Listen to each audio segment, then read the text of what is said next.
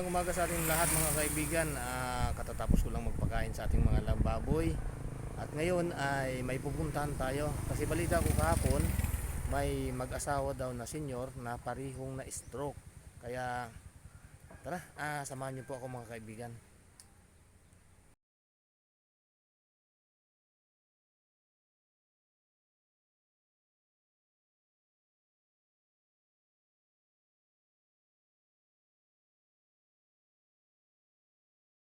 Ayan po, malapit na tayo sa ating pupuntahan. Yung mag-asawa daw na stroke. Mga ano na mga kaibigan, mga ano na 60 plus na ito, mga senior na kumbaga. Saan na ba yung bahay? Tinuturo sa atin kanina nung napagtanungan natin na ito yung bahay na pupunta natin. Ito po. Sim ni Rolly po. Ayun po, makaupo. Sige, salamat po. Ikaw ba si Mnoy Rolly? Opo. Wow naman. Bakit nakaupo ka? Ano bang may problema ba? Kasi ang balita ko lang na kayo daw mag-asawa na na-stroke. Saan ba yung misis mo? Sa bundok. Nasa bundok. Pero ano yun, na ano rin, na-stroke din yun. Ang soho din niyang Hirap din siyang lumakad. maglakad may tungkod. Pareho may. Pareha kayo? May mga tungkod na. Nakahanda ng tungkod. Pakita mo nga yung mga tungkod nyo. Ayan Ngayon, kawayan. Ayan mga kaibigan, pagka lumabas daw sila may tungkod sila. Kasi yun nga, alam naman natin pagka na-stroke, hirap nang lumakad, hindi na diretso. Pwede bang tumayo ka? Kaya pa? Kaya naman, no? Yan. Ilang taon ka na ba? 71. 71 na. Akala ko 60 plus lang. Si misis mo, ano bang pangalan nun? Clarita. Clarita, yung misis mo. Clarita. Okay. Ilang taon na si misis?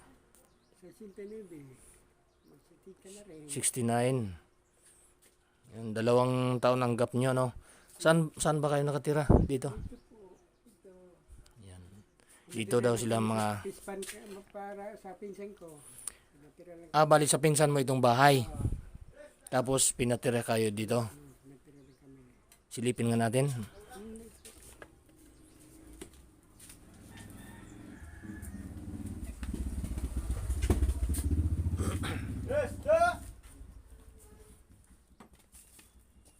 Ayan, dito po sila nakatira mga kaibigan. Ayan lang ang higaan nyo, papag. Pupunta ako mamaya doon sa Christmas sa mga senior. May Christmas? Christmas party. Doon sa sa kay Kapitan. Kay Kapitan. Lakasan mo boses mo. Doon sa Kapitan ba? Doon ang Christmas party namin mamayang alauna. Mamayang alauna. Paano si Mrs. hindi makarating yon? Kasi Basta pag nandito naman niya eh. Wala na ko mamaya doon sa pagsabi kay Kapitan na wala dito misis ko. okay. Ayan po mga kaibigan, talagang napakahirap pagka na-stroke tayo. Kasi hirap mabuti na lang yung salita mo hindi nagbago, ano? Hindi. Okay naman yung pagsasalita mo, yung lakad lang. Yung lakad lang. Si Mrs. ano namang problema sa kanya? Ayun, okay nung magsalita siya. Yung lakad rin. Yung paglalakad din ang nahirapan siya. Pero ang layo nung pupuntahan niya, saan Doon bang bundok? Bundok ba ang pupuntahan niya? doon sa Kabulihan. Sa tinayo natin doon una. Kabulihan. Oo. May kasama pa siya? Mayroon. Anong sinakyan nila doon?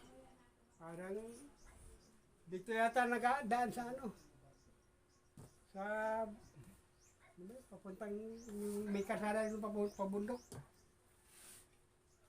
Hindi ba mahirap ang kalsada doon? Hindi naman masyadong mahirap. Ayan. At sino bang pinupuntahan niya doon? Sila Gina, Pamangkin mo? anak ni Patatuting.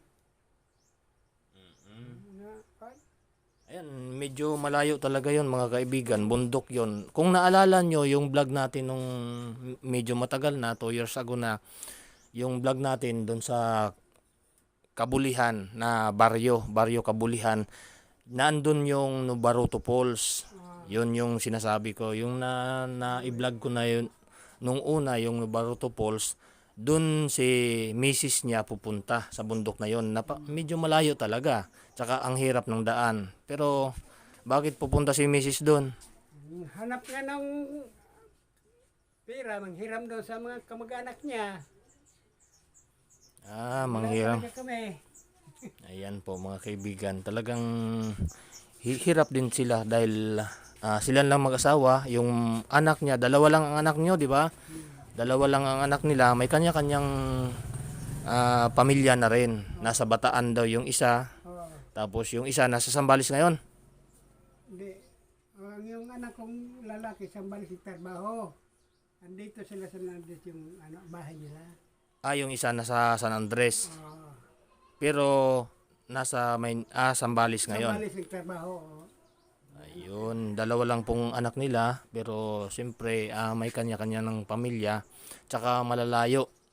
Nasa Bataan yung isa. At yung isa naman ay dumayo ng trabaho doon sa Sambales. Ayan po mga kaibigan. Medyo talaga kawawa rin yung buhay nila dito dahil kita naman natin hindi naman siya makapaghanap buhay. Na, Ayun, lumalapit na lang sila sa mga kamag-anakan. anak ko na lang dito, hingi lang. Pahingi-hingi na lang kasi ayan, kita naman natin na wala na sila kakayahan maghanap buhay. So, ayan. May dala tayo na kunting dito, kunting lang. Kunting bigas, no?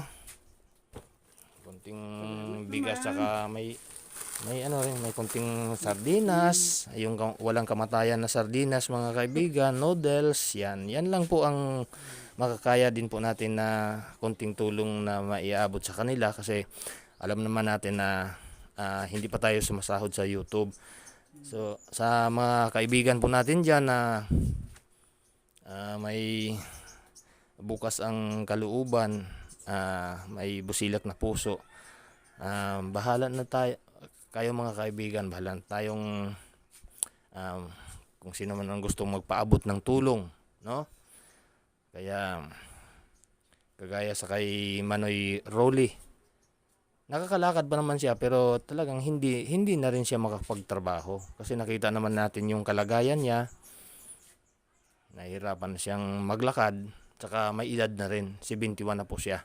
So mga kaibigan, hanggang dito na lang at nawa walang pensyon. Wala kang pensyon? Bakit hindi ba na ipasok yung mo, senior? Nandun na nga daw. Pero sabi, sa January na raw. Hindi ako nakasabay sa ngayon piya. January pa. Ang tagal ng panahon, 71 ka na tapos hindi ka pa 10 years na ang ang pagbutuhan nasa Blue kami. Ang pangulo namin dito, Dilaw. Okay, wag na natin pag-usapan mga kaibigan kasi ayaw natin na baka ma-open yung namamahala. Kaya inaasikaso naman daw by January magkakaroon na sila ng magkaka-pay out ka na ng senior. Ganon din si Mrs. Hindi pa. Ayan. Si ate yung pinsan nila mga kaibigan. Anong pangalan mo ate? Carmelita Dondriano po. Carmelita Dondriano. Dondriano. Dondriano. Pinsan po kayo ni Manoy Rolly? Asawa ko po. Pamangkin siya. Pamangkin siya ng asawa nyo. Mabuti naman ate. Ang case kasi nila, pareho silang disabled. Tapos, may anak silang dalawa, hikahos din. Oo, tsaka nasa malayo daw. Nasa Opo, Bataan pa yung Bataan. isa. Tapos, minsan, hindi nga maintindihan namin kung anong gagawin. Minsan, pag may sakit, hindi maintindihan. May ginalang kung pagkain ang problema kasi minsan nakakapanghingi-hingi. Pero pag sakit, pag sumusumpong ang paa niya, dadaganan po kasi yan ng hollow blocks. Tapos yung babae Bukod sa nadaganan ng hollow blocks, na-stroke pa siya. opo, yun naman babae, Ayun. guyod din ang paa. Hila din ang Ah, paa pag naglakad. Hindi rin- Nahirapan din maglakad, hinihila ang Opo. paa. Pareho sila disabled sa madaling salita. Mga 70 na po ang edad ni Clarita, siya 71. Basta hindi naman kalayo ang edad nila. 69 pa si 20. Si 70 Mrs. po ngayong December. December na tayo ngayon. Di 70 na rin, no? Birthday nga niya yan. Oo nga. Birthday ngayon ni Claring. Birthday ni Ate Claring. Oo, December 17. 17 ngayon eh. Birthday niya ngayon. Wala.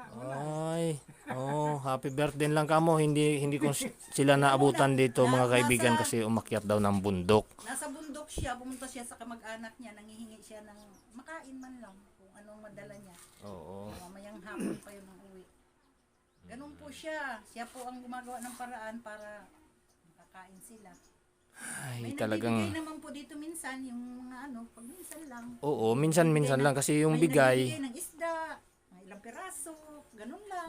Mahal kasi ang isda ay. Oh, kasi sa hirap din ng buhay dito, hindi naman po pwedeng maya-maya Opo. abot ng tulong kasi mahirap din yung buhay dito. Kaya sa ating mga kababayan na Sana po may maawa. nakakapanood nitong video na to, Sana po. kung sino man po ang maawa may na ang hangad lang naman nila kasi medyo may edad na sila. Ang hangad lang nila magkaroon sila ng bahay na kahit kubo ba sa kanila tapos kahit papaano makapensyon sila. Yun po ang habol nila, malaking tulong na po sa kanila yung pensyon. Oo.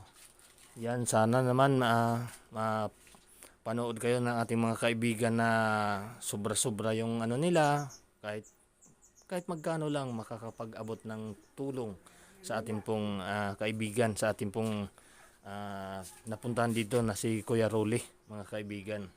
Ayan po siya. Kung may gusto kang sabihin, Wala akong masabi talaga kung may abot, tanggapin. Awa ang Diyos.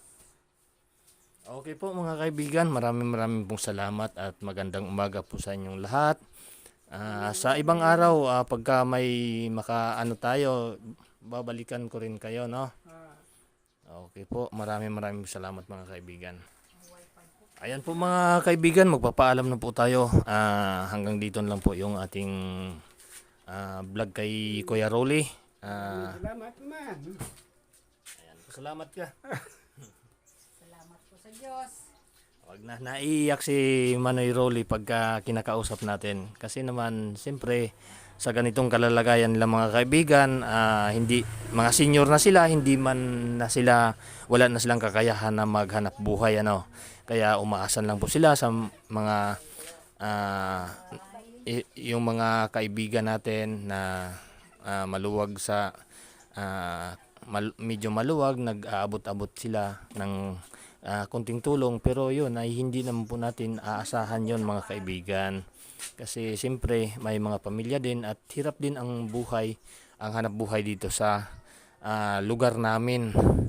Ayan, ang lugar na ito ay yung Villaris, Villaris sa Purok 5 po, Villaris sa Narciso, Quezon.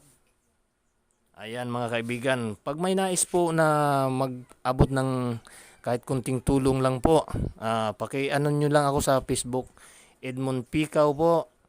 Paki-search nyo lang po ako. Maraming salamat mga kaibigan at magandang umaga po sa ating lahat. God bless po.